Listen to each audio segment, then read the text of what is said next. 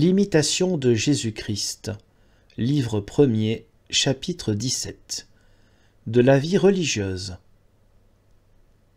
Vous devez apprendre à vous vaincre vous-même en plusieurs choses, si vous voulez vivre en paix et en union avec les autres.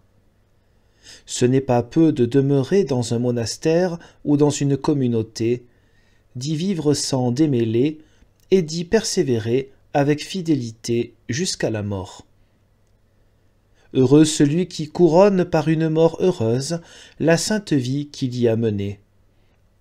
Si vous voulez être ferme et avancer dans la vertu, regardez-vous comme un exilé et comme un étranger sur la terre.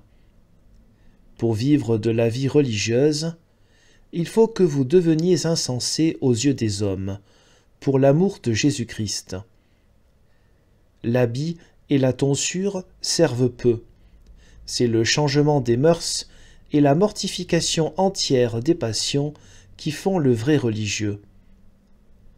Celui qui cherche quelque autre chose que Dieu et que le salut de son âme ne trouvera que de l'affliction et de la douleur.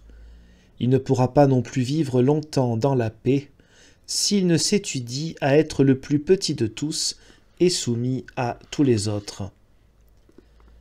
Ce n'est pas pour commander, mais pour obéir, que vous êtes venus dans la religion, et vous n'y avez pas été appelés pour demeurer oisifs et pour discourir de choses vaines, mais pour y souffrir et pour travailler. C'est là donc que les hommes sont éprouvés comme l'or dans la fournaise. C'est là que personne ne peut persévérer s'il n'a résolu de s'humilier de tout son cœur pour l'amour de Dieu,